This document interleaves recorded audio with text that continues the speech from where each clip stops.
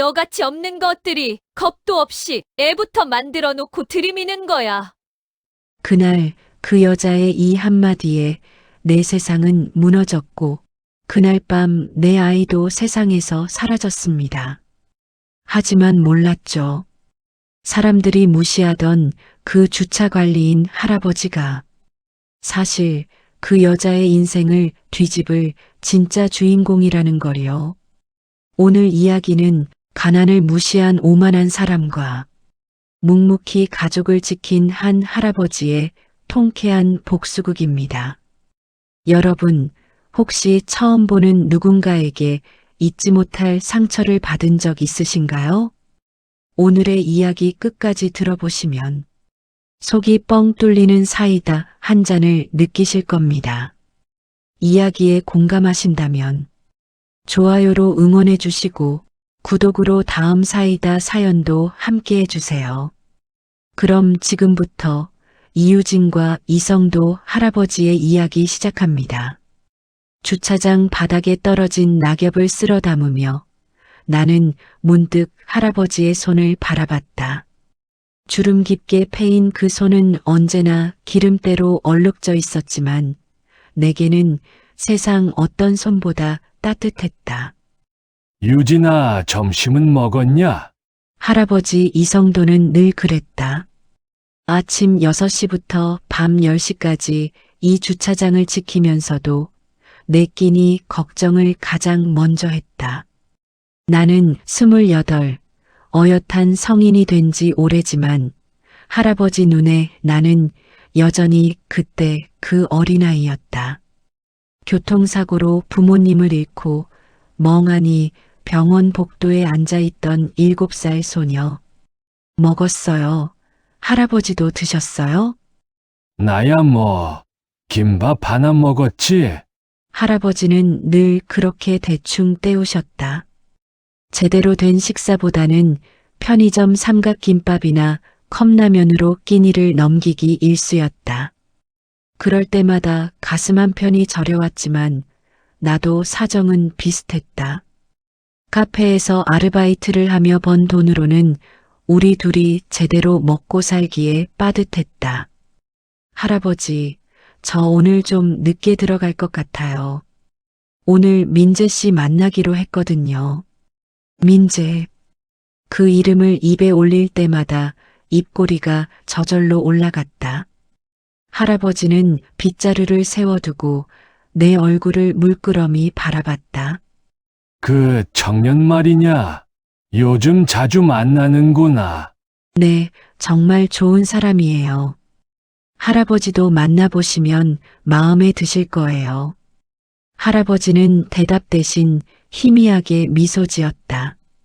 그 미소에는 기쁨보다는 걱정이 더 많이 섞여 있는 듯 했지만 나는 그때 그걸 깊이 생각하지 못했다. 사랑에 빠진 사람의 눈에는 모든 게 장밋빛이었으니까. 민재를 처음 만난 건 석 달 전이었다. 카페에 들어선 그는 깔끔한 수트를 입고 있었고 부드러운 미소로 아메리카노 한 잔을 주문했다. 그날따라 손님이 많아 정신없던 나는 실수로 그의 옷에 커피를 쏟았고 그 순간 세상이 멈춘 것 같았다. 한눈에 봐도 고급져 보이는 수트였기 때문이다. 죄송합니다. 나는 황급히 냅킨을 꺼내 그의 재킷을 닦으려 했지만 손이 떨려 제대로 할 수가 없었다.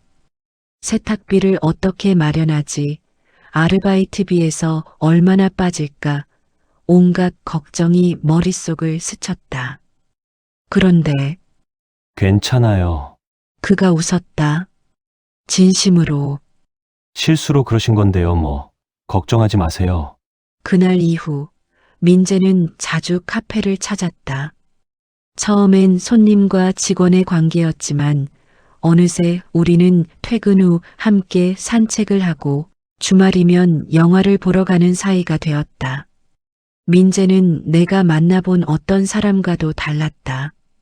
대기업 마케팅 팀에서 일한다는 그는 교양 있고 세련됐지만 결코 오만하지 않았다. 오히려 주차 관리인 일을 하는 할아버지 이야기를 진지하게 들어줬고 내가 어린 시절 겪은 아픔에 깊이 공감해줬다. 유진 씨는 정말 대단해요. 그 어린 나이에 부모님을 잃고도 이렇게 밝게 자랐다니. 그건 저희 할아버지 덕분이에요. 할아버지마저 안 계셨으면 전 버티지 못했을 거예요. 할아버지께 감사드려야겠네요. 이렇게 좋은 사람을 세상에 남겨주셔서. 그의 말은 언제나 내 마음을 따뜻하게 했다. 누군가 나를 이해해주고 내 삶을 인정해준다는 것. 그게 얼마나 큰 위로인지 민재를 만나고 나서야 알았다. 오늘도 민재는 약속 장소에 먼저 나와 있었다. 강변 산책로 입구 가로등 아래. 그는 손에 작은 꽃다발을 들고 서 있었다. 유진 씨, 여기. 달려가는 내게 그가 꽃다발을 건넸다. 노란 프리지아였다. 내가 좋아한다고 한번 언급한 걸 기억하고 있었던 것이다. 고마워요, 민재 씨. 아니에요. 유진 씨 얼굴만 봐도 기분이 좋은데 꽃 정도는 당연한 거죠. 우리는 강변을 따라 천천히 걸었다. 가을바람이 살랑살랑 불어왔고 강물은 석양을 받아 금빛으로 반짝였다. 민재는 오늘따라 말이 없었다. 뭔가 고민이 있는 듯 보였지만 나는 재촉하지 않았다. 그가 말하고 싶을 때 말하리라 믿었으니까. 한참을 걷던 민재가 멈춰섰다. 그리고 내 손을 잡았다. 유진 씨, 네, 저 하고 싶은 말이 있어요. 그의 눈빛이 진지했다. 심장이 두근거렸다. 무슨 말을 하려는 걸까? 설마. 우리 이렇게 연애하는 거 말고 빨리 결혼하면 안 될까요? 순간 세상이 멈췄다. 강물 소리도 바람 소리도 들리지 않았다. 오직 민재의 목소리만이 귓가에 맴돌았다. 저 유진 씨를 정말 사랑해요. 매일 아침 눈을 뜰 때마다 유진 씨 생각이 제일 먼저 나요. 함께 아침을 먹고 함께 퇴근하고 함께 늙어가고 싶어요. 그러니 제가 유진 씨를 평생 지켜드려도 될까요? 눈물이 핑 돌았다. 28해를 살면서 누군가 이렇게 진심으로 나를 원한 적이 있었던가.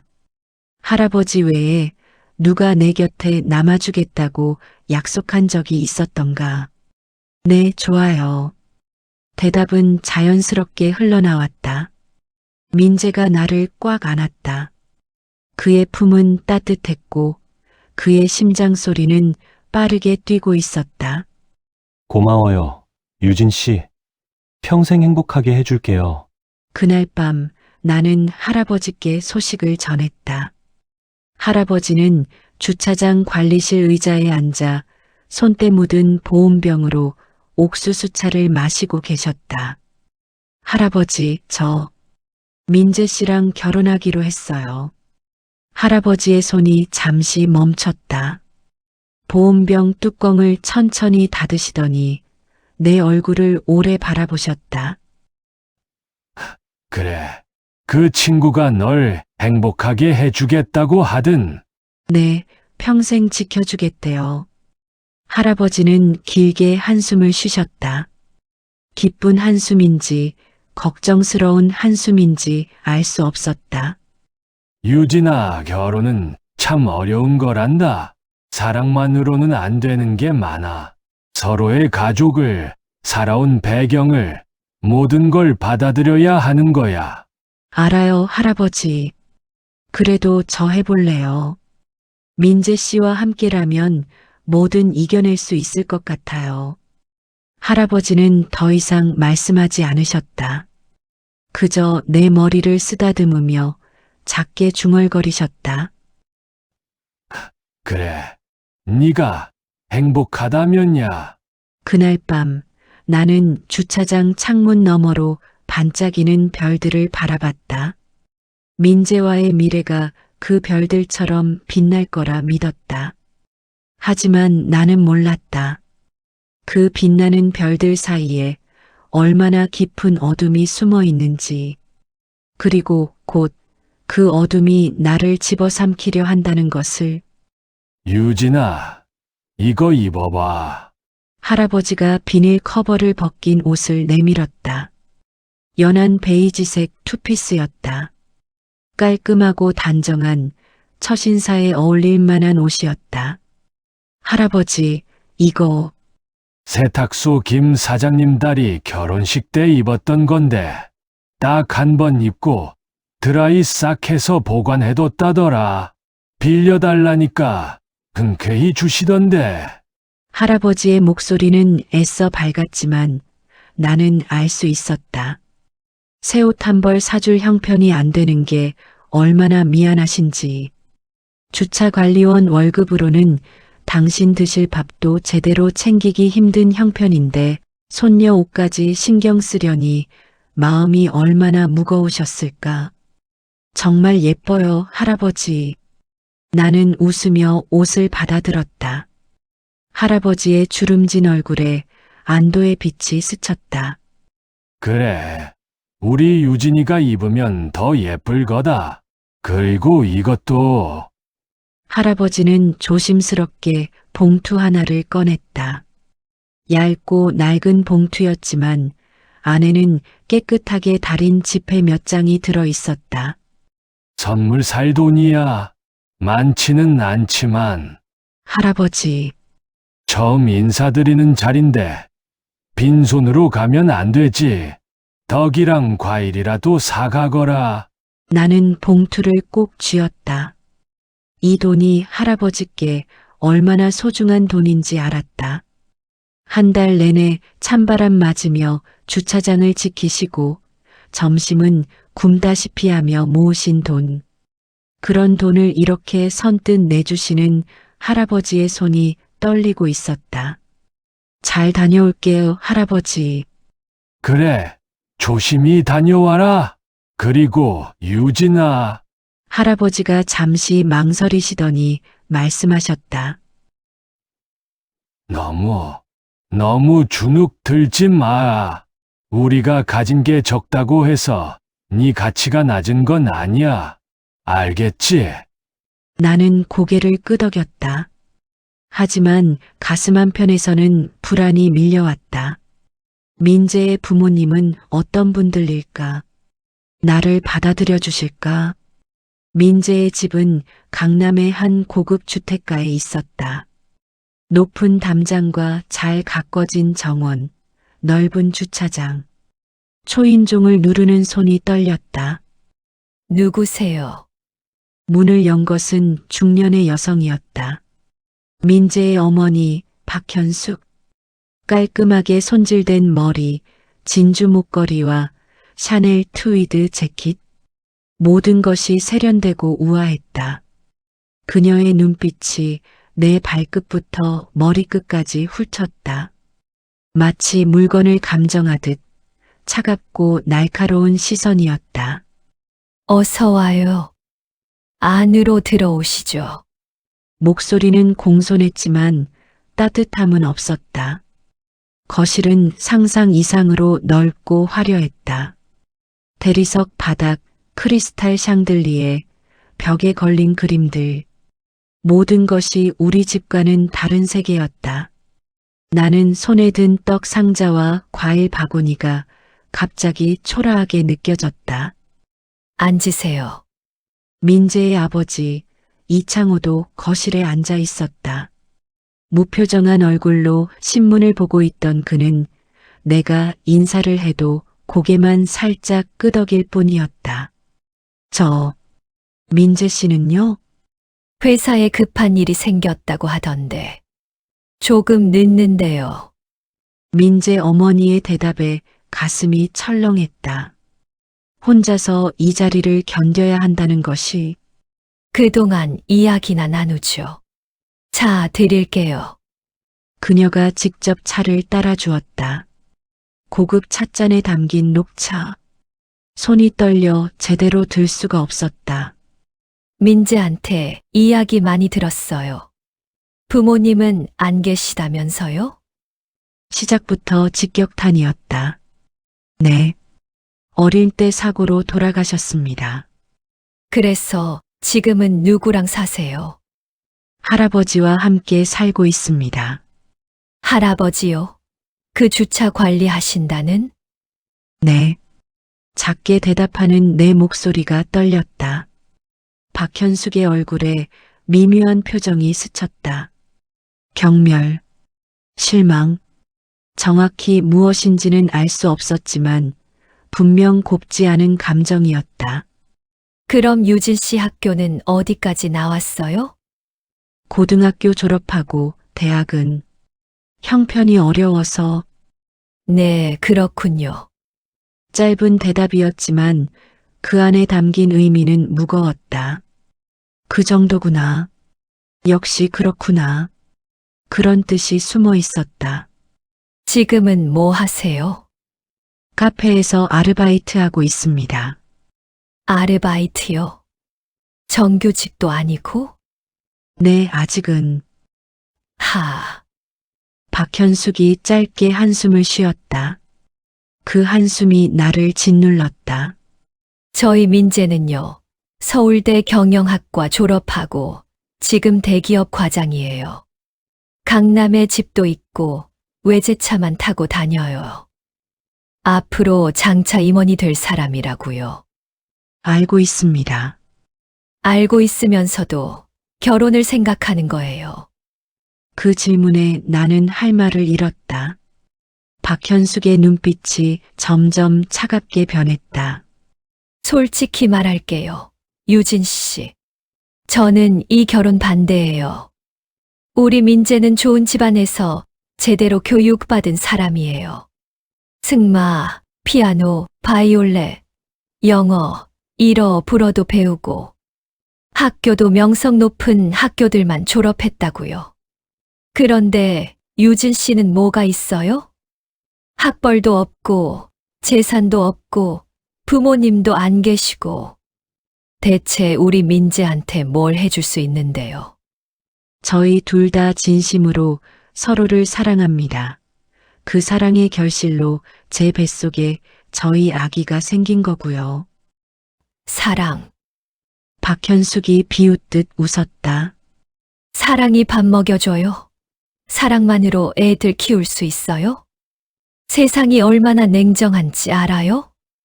하지만 저희는 하지만 뭐요? 그녀의 목소리가 갑자기 높아졌다. 순간 식탁을 손으로 탁 내리쳤다. 찻잔이 덜컹거렸다. 너희 같은 집안이랑 엮이면 우리 민재 인생 망해. 평생 너랑 네 할아버지 뒤치다꺼리만 하다 인생 끝내라는 거야? 이제 보니 딱 그거네. 우리 민재한테 평생 빌붙으려고 어린 게 겁도 없이 애부터 만들어가지고 말이야. 그렇게라도 해서 우리 민재 네 옆에 붙잡아 두려는 거잖아. 아, 아닙니다. 절대 그런 게 아니에요. 그런 게 아니긴. 너같이 어렵게 자란 것들이 다 그렇지 뭐. 뱃속에 애부터 만들어 놓고 결혼하려는 거잖아. 정말 아닙니다. 나는 급히 손을 저었다. 눈물이 핑 돌았다. 이렇게 모욕당할 줄은 몰랐다. 그만하세요. 제발이요. 감히 나한테 말대답을 해? 순간 박현숙이 자리에서 벌떡 일어났다. 그녀의 손이 높이 올라갔고 나는 본능적으로 눈을 감았다. 짝. 뺨이 화끈거렸다. 귀가 울렸고 눈앞이 하얘졌다. 세상이 잠시 멈춘 것 같았다. 니깎게 감히 우리 집 문턱을 넘겠다고? 주제도 모르고 날뛰지 말고 주차장에서 일하는 네 할아버지 옆에 가. 너랑 어울리는 사람 찾아. 여보, 옆에서 민재 아버지가 조용히 말렸지만 박현숙은 멈추지 않았다. 당장 나가. 다시는 우리 민재 앞에 나타나지도 마. 나는 뺨을 감싼 채 그 자리에 얼어붙었다. 움직일 수가 없었다. 다리에 힘이 풀려 일어설 수조차 없었다. 바로 그때였다. 어머니, 뭐 하시는 거예요? 현관문이 열리고 민재가 들어왔다. 그는 상황을 한눈에 파악했다. 내 빨개진 뺨을, 눈물 고인 눈을, 떨리는 어깨를. 민재 씨, 나는 그를 바라봤다. 이제 민재가 나를 지켜줄 것이다. 나를 감싸줄 것이다. 그렇게 믿었다. 하지만 민재는 아무 말도 하지 않았다. 그저 어머니와 나를 번갈아 보며 서 있을 뿐이었다. 민재야, 너 이 여자랑 당장 헤어져. 당장. 어머니, 어디 근본도 없는 집안이랑 결혼을 하려고 들어? 너 인생 끝내고 싶어서, 그래? 민재가 입술을 깨물었다. 그의 눈빛이 흔들렸다. 나를 보다가 어머니를 보다가 다시 바닥을 내려다봤다. 미안해요. 유진 씨. 그 한마디가 전부였다. 민재는 나를 지키지 않았다. 어머니 앞에서 한마디 항변도 하지 않았다. 그저 고개를 떨구고 미안하다는 말만 중얼거렸다. 그 침묵이 그 어떤 말보다 나를 더 깊이 베었다. 나는 비틀거리며 일어났다. 현관으로 걸어가며 가져온 떡 상자와 과일 바구니를 주워들었다. 할아버지가 어렵게 마련해준 소중한 선물들. 다시는 내 집에 발도 들이지 마.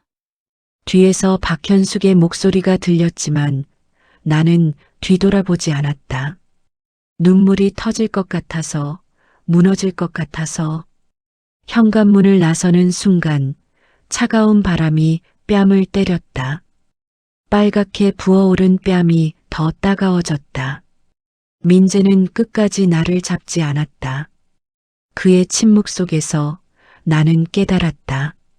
사랑만으로는 부족하다는 것을, 이 세상에는 사랑보다 더 강한 무언가가 있다는 것을, 그리고 나는 그 앞에서 너무나 작고 초라한 존재라는 것을. 문을 열고 집에 들어서는 순간 다리에 힘이 풀렸다. 나는 현관에 주저앉아 신발도 제대로 벗지 못한 채 그대로 멈췄다. 손에 든 떡 상자와 과일 바구니가 바닥에 떨어졌다. 과일이 대굴대굴 굴러갔지만 주울 힘도 없었다. 유진아, 주차장 관리실에서 올라오시던 할아버지가 나를 발견했다.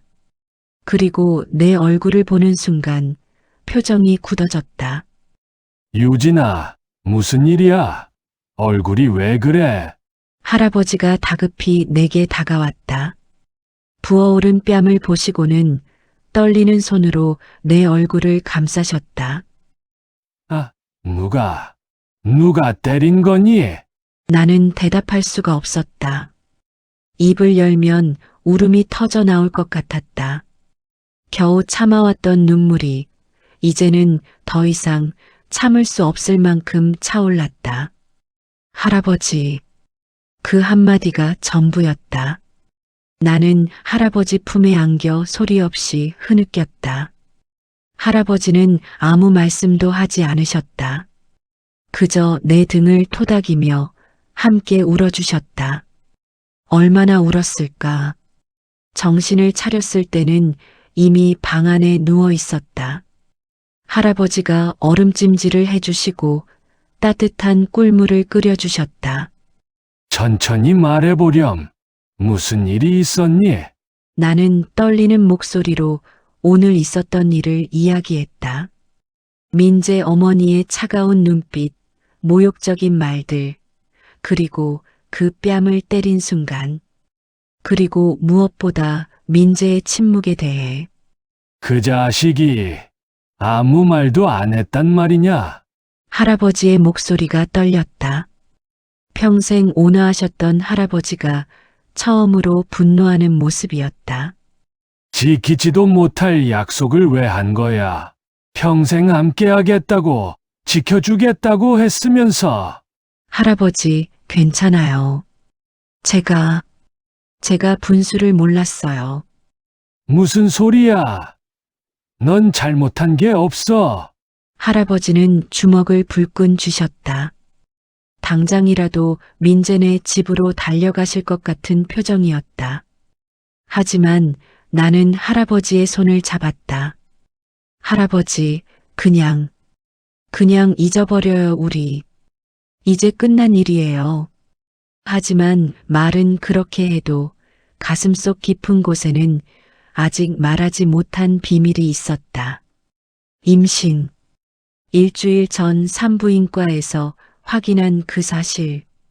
민재에게 말하려고 했던 우리의 아기. 나는 그 사실을 할아버지께도 누구에게도 말하지 못했다. 어떻게 말해야 할지 몰랐다.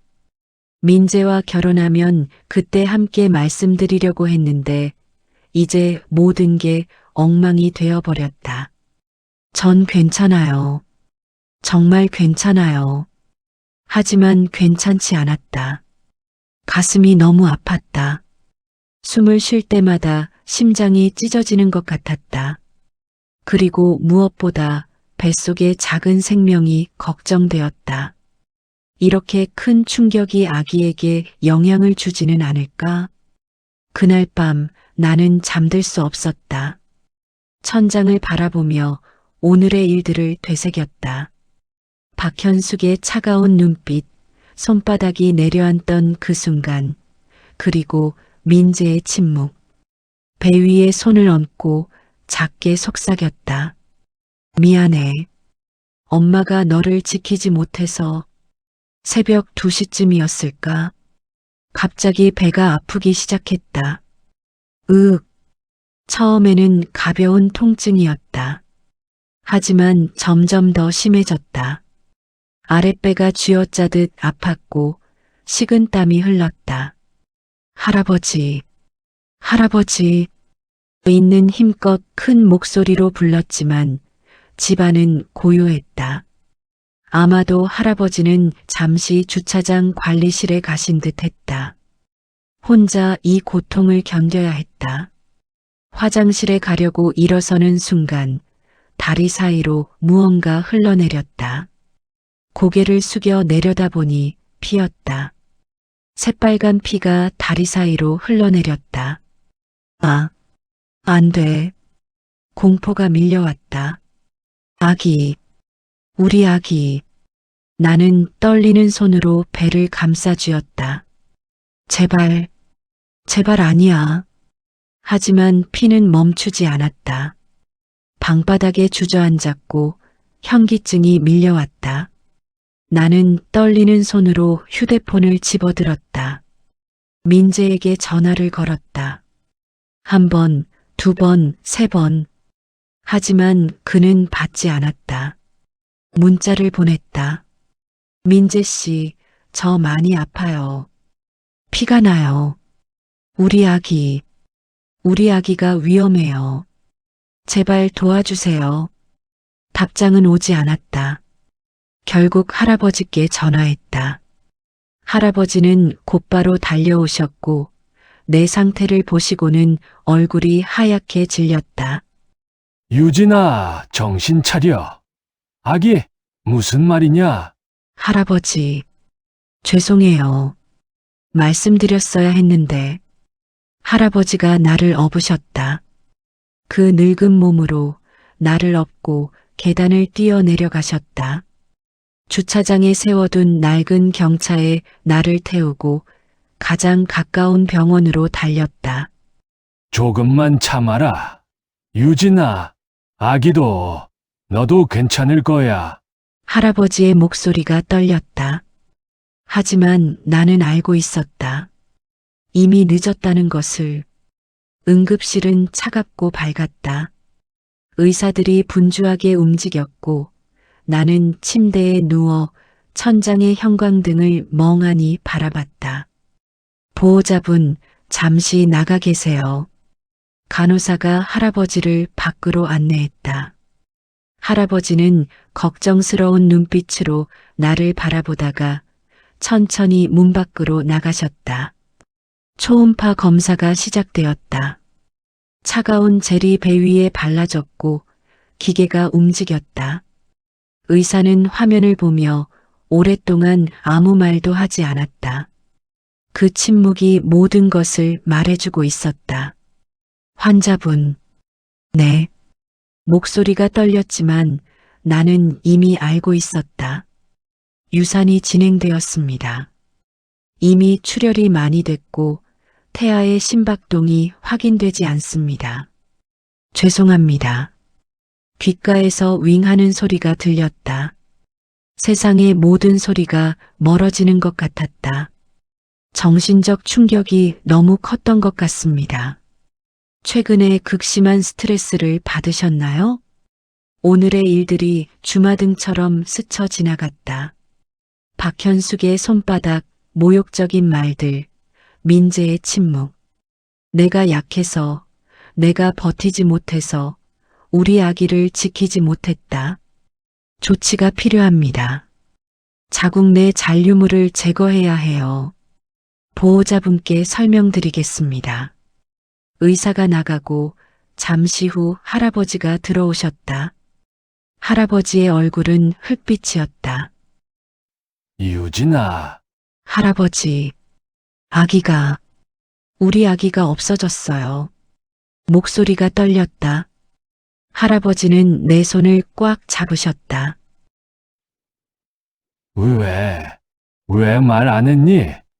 임신한 걸 왜 혼자 알고 있었어? 죄송해요. 민재 씨한테 말하고 결혼하면 그때 함께 말씀드리려고 했어요. 할아버지 놀라실까봐. 아가, 이 할애비한테까지 숨길 게 뭐가 있어? 할아버지의 목소리가 떨렸다. 눈시울이 붉어지셨다. 제가 죽인 거예요. 제가 약해서, 제가 버티지 못해서, 우리 아기를. 아니야, 유진아. 네 잘못이 아니야. 절대로 네 잘못이 아니야. 하지만 나는 믿을 수 없었다. 오늘 만약 내가 더 강했다면, 민재 어머니의 말을 그냥 흘려들었다면, 충격을 받지 않았다면, 그랬다면 이 아이는 살 수 있었을까? 수술실로 들어가기 전 나는 다시 한번 민재에게 전화를 걸었다. 이번에도 받지 않았다. 문자를 보냈다. 민재 씨, 우리 아기가 없어졌어요. 8주였어요. 당신의 아이였어요. 그런데 이제 아무것도 없어요. 아기도 우리도. 문자를 보내고 휴대폰을 꺼버렸다. 수술은 금방 끝났다. 하지만 마음의 수술은 끝나지 않았다. 병실로 돌아왔을 때 할아버지는 침대 옆에서 조용히 울고 계셨다. 평생 울음을 보인 적 없던 할아버지가 어깨를 떨며 소리 없이 눈물을 흘리고 계셨다. 미안하다. 유진아, 내가 너를 제대로 키우지 못해서 네가 이런 고생을 하는구나. 증손주도 지키지 못하고. 아니에요, 할아버지. 할아버지는 잘못이 없어요. 내가 돈이라도 있었으면, 네가 좋은 학교라도 나왔으면 그 집안 사람들이 너를 함부로 대하지 못했을 텐데. 할아버지의 목소리가 떨렸다. 가슴이 찢어지는 것 같았다. 내 고통보다 할아버지의 고통이 더 아팠다. 할아버지, 이제 다 끝났어요. 나는 울음이 마른 얼굴로 할아버지를 바라봤다. 더 이상 눈물도 나오지 않았다. 그저 텅 빈 기분이었다. 할아버지, 이제 다 끝났어요. 민재도 아기도 결혼도 다 끝났어요. 그러자 할아버지는 조용히 내 손을 감싸며 말씀하셨다. 아니다, 유진아. 네, 이제 시작이다. 무슨 말씀이세요? 할아버지의 눈빛이 이전과 달랐다. 슬픔 속에서도 단단한 무언가가 빛나고 있었다. 지금까지 너는 세상에 맞춰서만 살아왔어. 남들이 정해준 가치, 남들의 시선, 남들의 기준에 맞춰서 살았지. 그런데 그게 너를 행복하게 했니? 나는 대답할 수 없었다. 이제는 네가 정해야. 네 인생, 네 가치, 네 행복.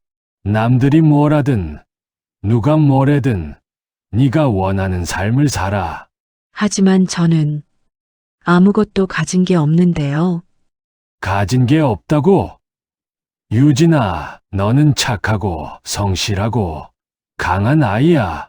그리고 무엇보다 할아버지가 내 이마에 주름진 손을 얹으셨다. 너는 다시 일어설 수 있는 아이야. 이 할아버지가 보증한다. 그날 밤 나는 병실 창문 너머로 도시의 불빛을 바라봤다. 무너진 하루였다. 모든 게 사라진 하루였다. 하지만 할아버지 말씀대로 어쩌면 이제 시작인지도 몰랐다.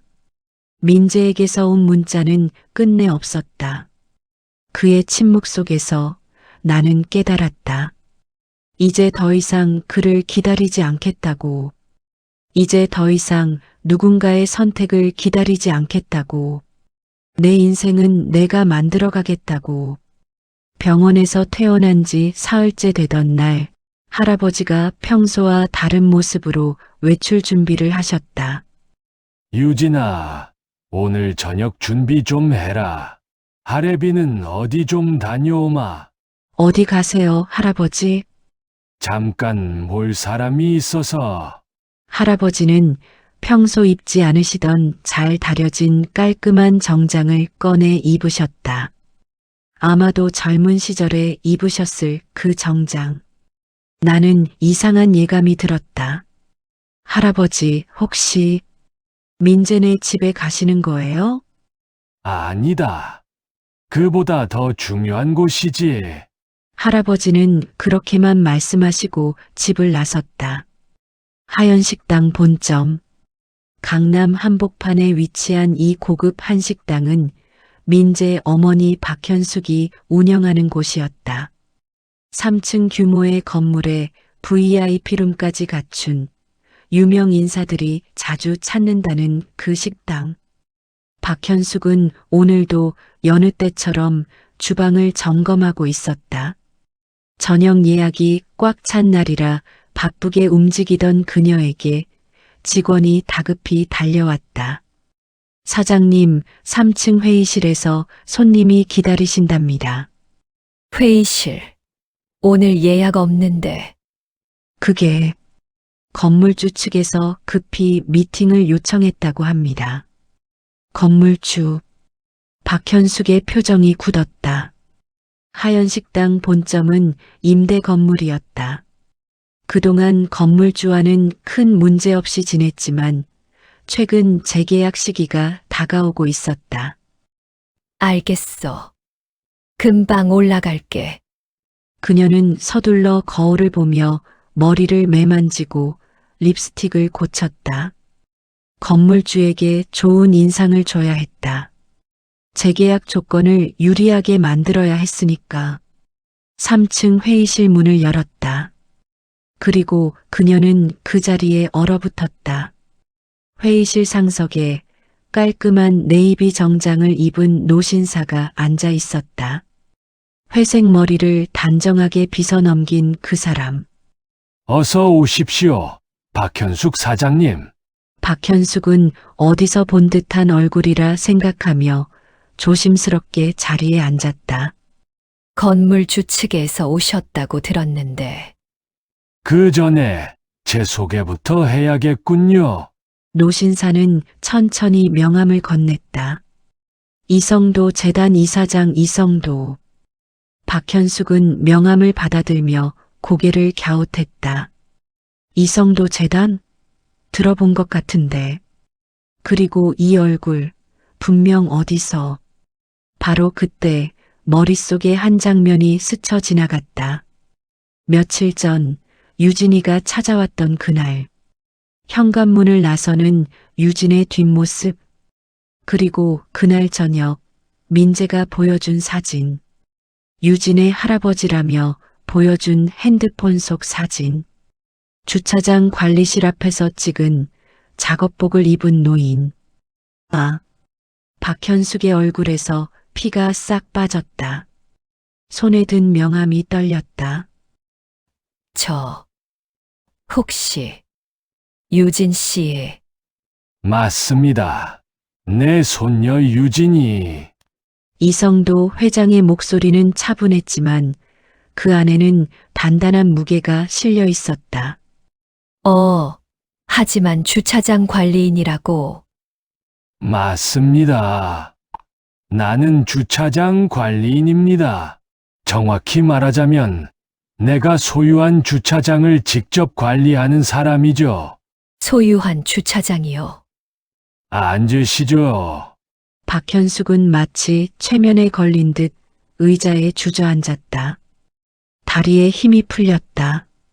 30년 전 나는 서울 곳곳에 부동산을 가지고 있었습니다. 주차장들, 상가 건물들, 그리고 이 일대 토지들. 모두 내 것이었죠. 하지만 사업 전면에서는 손을 뗐습니다. 손녀를 키우는 게 더 중요했으니까. 그래서 전문 경영인들에게 맡기고 나는 그저 현장에서 사람들을 보기로 했습니다. 박현숙의 손이 떨렸다. 이제 이해가 되기 시작했다. 그래서 직접 주차장 관리인 옷을 입고 나갔던 겁니다. 땅을 가진 사람은 땅을 밟는 사람들을 알아야 하니까 돈 많은 사람들이 어떻게 행동하는지, 가난한 사람들을 어떻게 대하는지 그걸 직접 보고 싶었습니다. 회장님, 저는 정말 몰랐습니다. 물론 모르셨겠죠. 내가 그렇게 보이려고 한 거니까요. 할아버지는 잠시 멈췄다가 말을 이었다. 그래서 많은 걸 봤습니다. 박현숙 사장님이 평소 주차 요원에게 어떻게 하는지, 식당 직원들에게 어떻게 말하는지, 청소하는 아주머니들을 어떻게 대하는지, 그리고 할아버지의 눈빛이 차갑게 가라앉았다. 무엇보다 내 손녀를 어떻게 대했는지, 죄송합니다. 내 손녀를 모욕하고 폭력을 행사했다지요. 주차장 관리인 손녀라고 가진 것도 없이 당신 아들한테 빌부터 먹을 생각만 한다고. 박현숙은 얼굴이 새하얗게 질렸다. 그날의 일들이 생생하게 떠올랐다. 유진의 뺨을 때렸던 그 순간 내뱉었던 모욕적인 말들. 저는 정말 몰랐습니다. 유진 씨가 회장님의 손녀분인 줄. 몰랐다는 게 변명이 됩니까? 할아버지의 목소리가 낮아졌다. 만약 유진이가 재벌집 딸이었다면, 대기업 임원 딸이었다면 사장님은 그렇게 대했겠습니까? 손찌검을 했겠습니까? 결국 사람을 겉으로만 판단한 거죠. 주차장 관리인 손녀라니, 부모도 없다니, 배경이 없다니, 그래서 함부로 대해도 된다고 생각한 겁니다. 박현숙은 대답할 수 없었다. 그것이 진실이었으니까. 할아버지는 서류 한 장을 꺼내 탁자 위에 놓고는 말씀하셨다. 그런데 아이러니하게도 사장님이 그토록 깔보았던 그 주차장 관리인이 바로 이 건물의 새 주인입니다. 떨리는 손으로 서류를 집어든 박현숙. 그녀의 눈이 점점 커졌다. 이게 어떻게? 맞습니다. 오늘부로 하연식당 본점 건물을 이성도 재단이 정식 인수했습니다. 원래 소유주였던 금성개발에서 매각 의사를 밝혔고 우리가 매입했습니다. 그럼 이제 제 건물주가 접니다. 사장님이 당신 아들한테 평생 뒤치다꺼리만 하다 인생 끝낼 거냐고 했던 그 늙은이. 순간 박현숙의 온몸에서 힘이 빠졌다. 세상이 무너지는 것 같았다. 자신이 무시하고 손찌검하고 모욕했던 그 사람의 할아버지가 자신의 건물주라니. 회장님, 제발. 저희 식당은 3대째 이어온. 알고 있습니다. 그래서 바로 계약 해지는 하지 않겠습니다. 박현숙의 얼굴에 희망이 스쳤다. 하지만 조건이 있습니다. 무엇이든 하겠습니다. 할아버지는 천천히 일어서서 창문 쪽으로 걸어갔다. 창밖으로 강남의 화려한 거리가 보였다. 첫째, 박현숙 사장님은 오늘부로 하연식당 대표직에서 물러나세요. 경영은 전문 경영인에게 맡기시고 사장님은 식당 경영진에서 빠지세요. 알겠습니다. 둘째, 내 손녀 유진이에게 정식으로 사과하세요. 무릎 꿇고 진심으로. 박현숙의 자존심이 찢어졌지만 거부할 수 없었다. 셋째, 당신 아들 민재 씨. 그 친구는 내 손녀 근처에도 오지 못하게 하십시오. 만약 다시 접촉을 시도한다면 그때는 계약 해지뿐 아니라 민재 씨가 다니는 회사의 박현숙 사장님이 제 손녀에게 행했던 모욕적인 일들을 이야기하겠습니다. 우리 재단이 그 회사 2대 주주라는 거 알고 계시죠? 박현숙의 얼굴이 흙빛으로 변했다.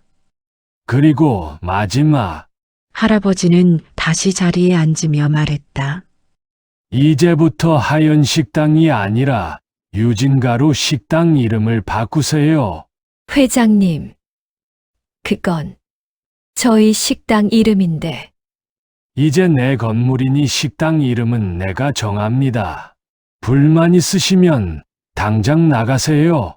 주차장 관리인 손녀를 때린 그 손으로 이제 그 관리인 건물에서 일하시는 겁니다. 매일 아침 출근할 때마다 유진가라는 간판을 보며 오늘을 기억하십시오. 사람을 겉모습만 보고 판단하면 어떤 대가를 치르는지. 박현숙은 그 자리에서 무릎을 꿇었다. 죄송합니다, 회장님. 정말 죄송합니다. 제가 잘못했습니다. 제발 용서해 주세요. 눈물이 흘러내렸다. 오만했던 그녀의 자존심이 산산이 부서지는 순간이었다. 용서는 내가 할 몫이 아닙니다. 할아버지는 서류 가방을 들고 일어섰다. 당신을 용서할지 말지는 내 손녀 유진이의 몫입니다. 나는 단지 다시는 이런 일이 없도록 환경을 만들어줄 뿐입니다. 그는 문 쪽으로 걸어가다가 문 앞에서 멈춰섰다. 아, 그리고 박 사장님, 네, 회장님. 주차장 관리인도 청소하는 사람도 식당 직원들도 모두 존중받아야 할 사람들입니다. 사람은 겉모습만이 전부가 아니에요. 앞으로는 그 점 명심하십시오. 문이 닫혔다. 박현숙은 그 자리에 무릎 꿇은 채 한참을 움직이지 못했다. 자신이 무시했던 그 주차장 관리인이 자신의 운명을 쥐고 있다는 사실이 믿기지 않았다. 그날 저녁 집으로 돌아온 할아버지는 집에 오시자마자 평소처럼 관리실 작업복으로 갈아입으셨다. 마치 아무 일도 없었다는 듯. 할아버지, 어디 다녀오셨어요? 응, 볼일 좀 보고 왔지. 할아버지는 그저 미소만 지으셨다. 그리고 며칠 후 강남 한복판의 하연식당 간판이 내려가고 새로운 간판이 올라갔다. 유진가. 세련된 서체로 쓰인 그 이름 아래 작은 글씨로 이렇게 적혀 있었다. 가족의 마음으로 차리는 밥상. 그날 나는 우연히 그 거리를 지나다가 간판을 보았다. 유진가. 내 이름이 강남 한복판에 걸려 있었다. 나는 그 의미를 알 수 없었다. 하지만 가슴 한쪽이 뜨거워졌다. 할아버지는 여전히 아무 말씀도 하지 않으셨다.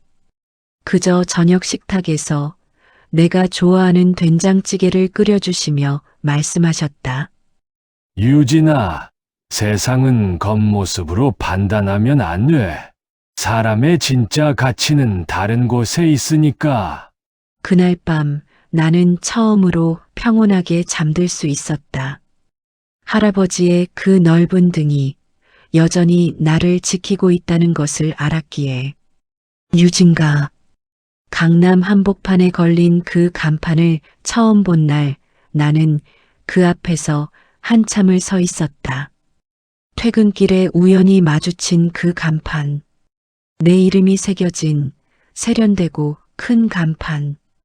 이거 설마 무슨 일이 벌어진 건지 알 수 없었지만 왜인지 며칠 전 할아버지가 평소엔 절대 입지 않으셨던 정장을 입고 외출하셨던 날의 기억이 내 머릿속을 스쳐 지나갔다. 그저 가슴이 두근거리고 눈물이 핑 돌았다. 할아버지는 평소처럼 주차장 관리실에서 차량 정리를 하고 계셨다. 기름때 묻은 작업복, 낡은 모자, 그리고 언제나처럼 온화한 미소. 할아버지. 나는 숨을 헐떡이며 할아버지 앞에 섰다. 유진아, 왜 이렇게 뛰어왔어? 무슨 일 있는 게야? 할아버지. 이게 무슨 일이에요? 강남에 제 이름으로 된 간판이. 할아버지는 잠시 멈칫하시더니 부드럽게 미소 지으셨다. 아, 그거 봤구나. 진짜 할아버지가 하신 거예요? 그래, 내가 했지. 어떻게 그런 일을. 할아버지는 작업 장갑을 벗고 관리실 안으로 나를 안내하셨다. 좁고 낡은 그 공간. 오래된 책상과 의자, 전기포트가 전부인 그곳으로. 앉아보거라. 유진아, 이제 이야기할 때가 된 것 같구나. 할아버지는 찻잔에 따뜻한 보리차를 따라 내 앞에 놓으셨다. 할아버지는 사실 주차장 관리인만 하는 사람이 아니란다. 네, 정확히 말하면 주차장을 관리하는 사람이 맞아. 하지만 고용된 게 아니라 소유한 거지. 나는 할아버지의 말을 이해할 수 없었다. 30년 전 할아버지는 작은 부동산 사업을 했어. 처음엔 작은 건물 하나, 주차장 하나였는데 시간이 지나면서 점점 늘어났지. 서울 곳곳에 토지를 샀고 건물을 지었고 주차장을 만들었어. 할아버지가요? 그래. 그리고 어느덧 이성도 재단이라는 이름으로 꽤 큰 자산을 가지게 됐지. 나는 입을 다물 수 없었다. 그런데 할아버지, 그동안 왜 말씀도 안 하시고 이렇게 고생하신 거예요? 할아버지는 창밖을 바라보셨다. 주차장에 차들이 들어오고 나가는 모습이 보였다. 너의 할머니가 돌아가시고 너의 부모님이 그 사고로 세상을 떠났을 때 할아버지는 깨달았단다. 돈이 많다고 해서 사람을 지킬 수 있는 건 아니구나. 아무리 큰 건물을 가져도 사랑하는 사람이 없으면 의미가 없구나. 할아버지, 그날 이후 할아버지는 결심했어. 남은 인생은 너하고만 보내자고. 너 하나 제대로 키우자고. 그런데 재단 일을 하면서 너를 키울 순 없었어. 늘 바쁘게 살아야 했으니까. 할아버지는 나를 바라보셨다. 그래서 전문 경영인들에게 재단을 맡기고 할아버지는 현장으로 나왔어. 사람들 사이로. 하지만 왜 하필 주차장 관리인을요? 좋은 질문이다. 할아버지는 미소 지으셨다. 할아버지가 주차장 관리 일을 선택한 건 사람을 보기 위해서였어. 주차장은 모든 사람이 지나가는 곳이거든. 부자도, 가난한 사람도, 교만한 사람도, 겸손한 사람도 모두 주차장을 거쳐가지. 할아버지는 잠시 멈췄다가 말을 이었다. 그곳에서 할아버지는 진짜 사람들을 봤어. 누가 주차 요원에게 인사하는지, 누가 반말하는지, 누가 수고하세요라고 인사를 하는지, 누가 야라고 막말을 하는지. 비싼 차를 타고 온 사람이 꼭 좋은 사람은 아니더구나. 때로는 낡은 차를 몰고 온 사람이 더 따뜻한 말 한마디를 건네더라. 나는 할아버지의 말을 듣고 있었지만 여전히 이해가 되지 않았다. 그래도 할아버지, 저한테는 말씀해 주셨어야죠. 우리가 이렇게 어렵게 사는 줄 알고 얼마나 마음 아팠는데요. 그래서 말 안 한 거야. 네. 할아버지는 내 손을 잡으셨다. 유진아, 네가 할아버지가 돈이 많다는 걸 알았다면 어땠을 것 같니? 네가 자라면서 사람들을 대할 때 난 할아버지가 재벌이야 라는 생각을 갖고 살았을까? 아니면 지금처럼 겸손하고 착한 아이로 자랐을까? 나는 대답할 수 없었다. 할아버지는 네가 돈으로 사람을 판단하는 아이로 자라지 않길 바랬어. 주차장 관리인 할아버지 손에서 자라며 사람의 진짜 가치가 무엇인지 배우길 바랬지. 그래서 말하지 못했던 거야. 눈물이 흘러내렸다. 할아버지는 네가 카페에서 아르바이트하며 손님들에게 친절히 대하는 걸 봤어. 배달기사 아저씨들에게 안전운행 하세요라고 인사하는 것도 봤고, 청소하는 아주머니들한테 고생 많으세요라고 말하는 것도 봤지. 할아버지의 목소리가 떨렸다. 그럴 때마다 할아버지는 생각했어. 이 아이는 제대로 컸구나. 돈이 없어도, 배경이 없어도 사람을 존중할 줄 아는 아이로 자랐구나. 할아버지, 그런데 민재네 어머니는 달랐어. 그 사람은 돈이 있고 고급 식당을 운영하고 땅값도 비싼 강남에 살지. 하지만 주차 요원한테는 반말하고 식당 직원들은 깔보고 청소하는 사람들은 없는 사람 취급했어. 할아버지가 다 봤어. 할아버지의 눈빛이 단단해졌다. 그리고 무엇보다 내 손녀를 때렸지. 주차장 관리인 손녀라고, 부모 없다고, 가진 게 없다고. 할아버지, 유진아, 사람을 때린 손보다 더 무거운 건 그 손이 내디딘 오만이란다.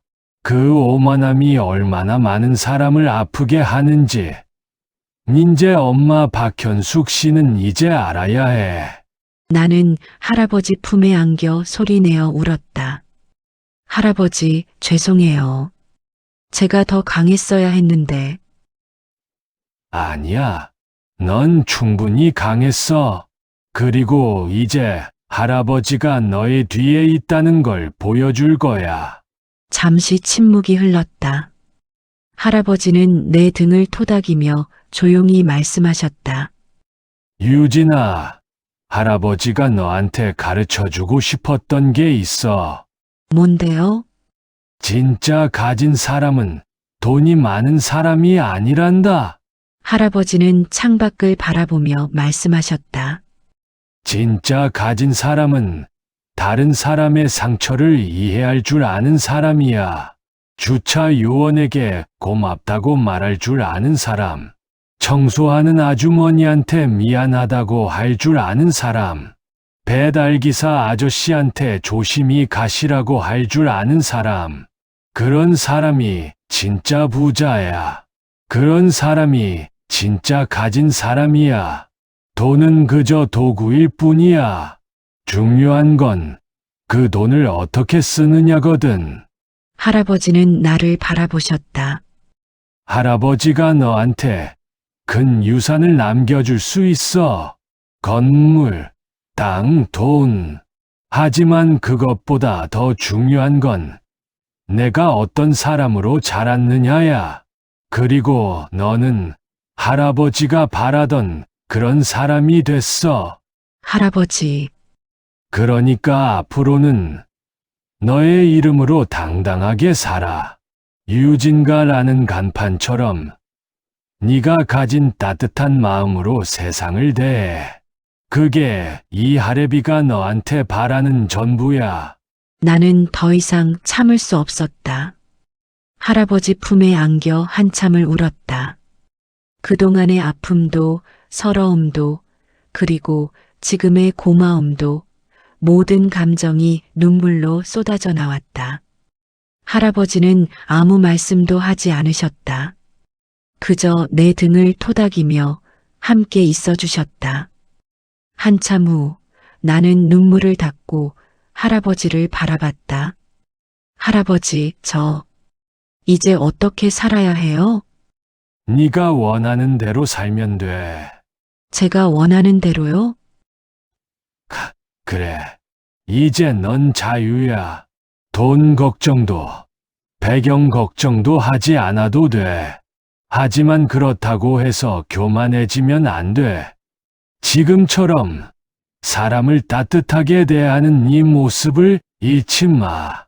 네, 할아버지. 할아버지는 미소 지으며 일어나셨다. 자, 이제 저녁 먹으러 가자.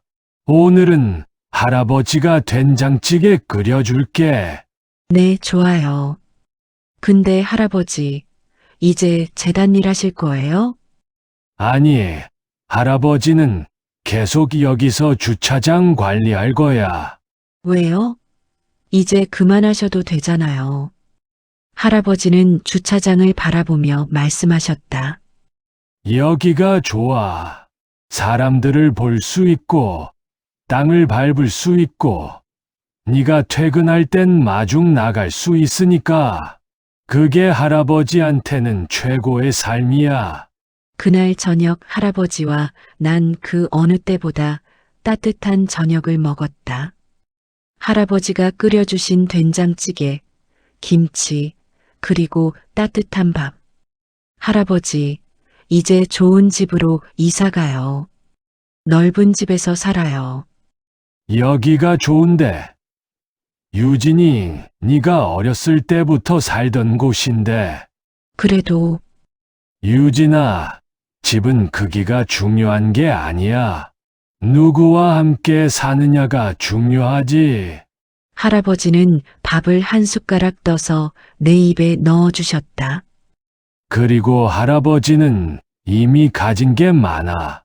이렇게 착하고 반듯한 손녀가 있으니까. 그날 밤 나는 깨달았다. 진짜 가진 사람은 돈이 많은 사람이 아니라 사랑하는 사람이 있는 사람이라는 것을.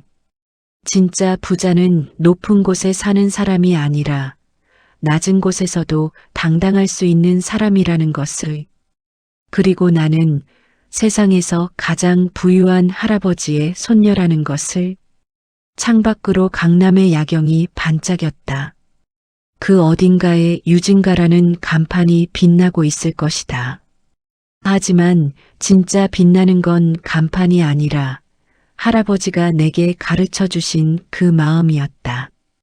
사람을 존중하는 마음, 사람을 사랑하는 마음, 그것이 진짜 가진 사람의 조건이었다.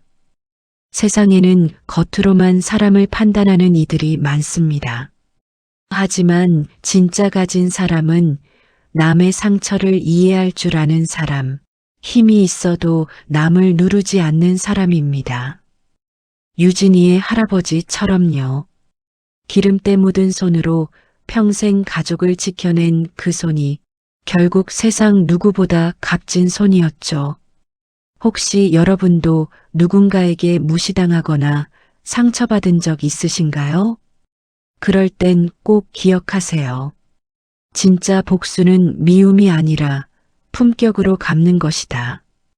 오늘 사연이 여러분 마음에 닿으셨다면 좋아요와 구독 눌러주시고 댓글로 여러분의 생각도 나눠주세요. 여러분의 한마디가 다음 사연의 시작이 됩니다. 그럼 다음 이야기에서도 속 시원한 인생 한 편, 저희 흑백 사연이 들려드릴게요. 오늘도 긴 이야기 들어주셔서 감사합니다. 여러분 모두 건강하시고 행복하세요.